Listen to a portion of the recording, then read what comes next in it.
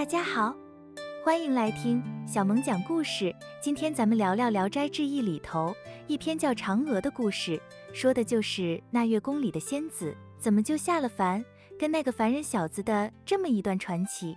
这故事啊，咱们就从头说起。嫦娥下凡记上集第1章虹桥出狱。说起这宗子美，她呀打骨子里就是个俊俏坯子，瞧着也就17岁，可那张脸啊长得比那水灵灵的小姑娘还漂亮。她跟着她爹从山西太原那么老远的地方一路折腾到了京城，他爹人称老宗，要在这儿寻个教书的活儿，顺带也让这傻小子长长见识，将来好应付那劳什子的功名考试。有这么一天，父子俩正从虹桥那儿走过，老宗一边走一边跟儿子掰扯着京城里的风土人情，正说得起劲儿呢，忽然听见后头有人喊：哎呀，这不是宗老爷吗？父子俩回头一瞧，就见一个50来岁的婆子，穿得倒还算体面，一脸笑呵呵地走了过来。老宗一瞅乐了：林婆子，你怎么跑这儿来了？可不是嘛，老身就在这附近安家了。宗老爷，您这是领着公子出来遛弯呢？林婆子说着，那双眼睛是贼亮贼亮的上下打量着宗子美。哎呀，我的老天爷，这孩子长得可真俊啊，比那画里的姑娘都水灵呢。宗子美被他这么一夸，脸腾的一下就红了，跟个大姑娘似的，害臊的躲到他爹身后，一句话也说不出来。你这婆子就知道捡那好听的说。老宗笑着，语气里透着一股子得意，我们爷俩正要回去呢。别急着走啊，到我那小窝里坐坐，我给您沏壶好茶。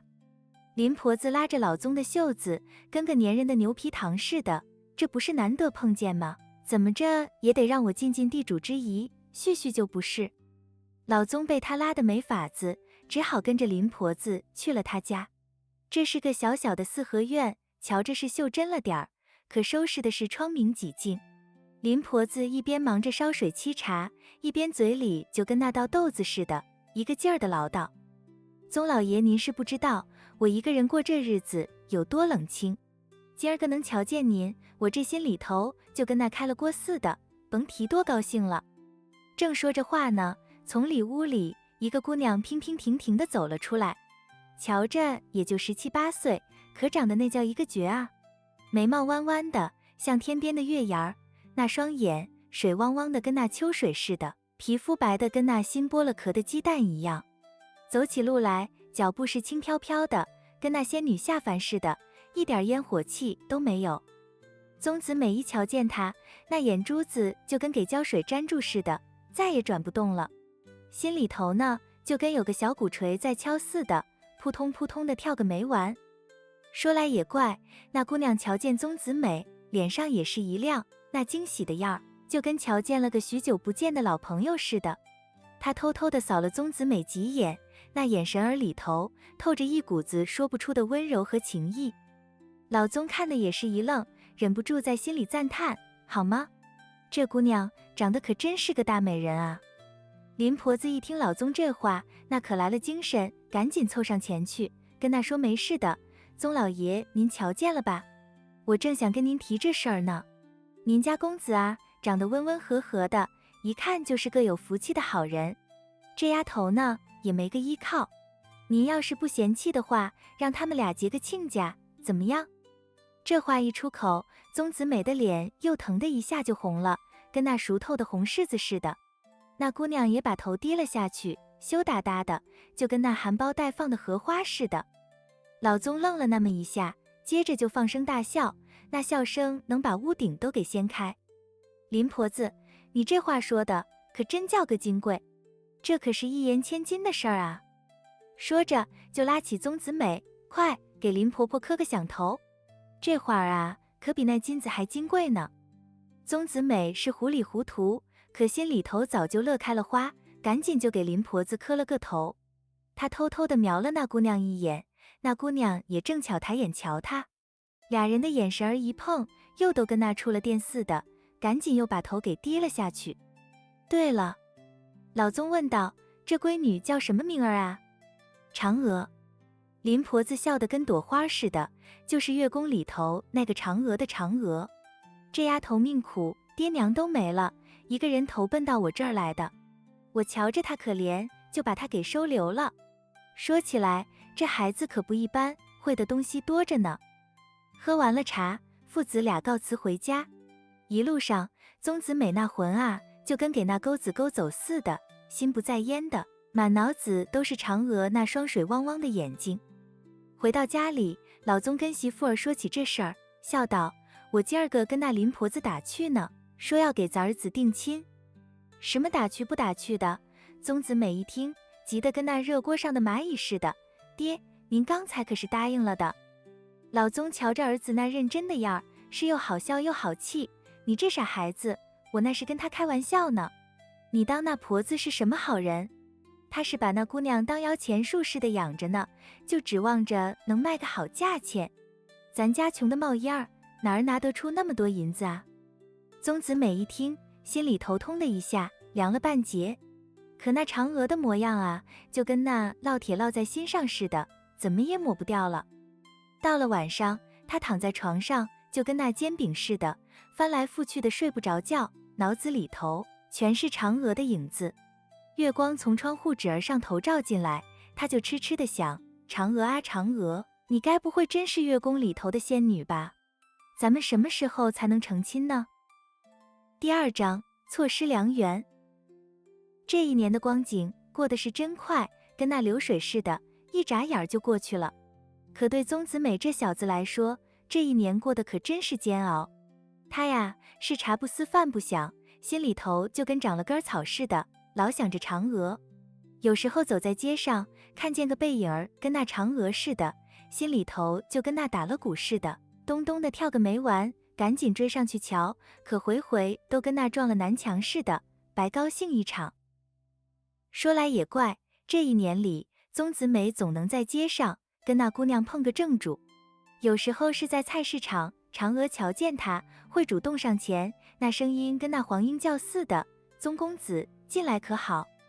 有时候是在书铺子里头，嫦娥正好也在那儿翻书，一见着他就冲他浅浅的一笑，跟那春风吹过似的。更怪的是，每当宗子美心里头特别窝火的时候，总能在路上撞见嫦娥，她会像个知心姐姐似的，关切地问：“公子是不是有什么心事？”宗子美这心里头每次都被她的温柔给暖得不行，可一想到林婆子那银子，心里头就跟给针扎了似的，只能苦笑着摇头。可这更遭罪的还在后头呢。宗子美那老爹老娘在这一年里头就跟说好了似的，相继过世了。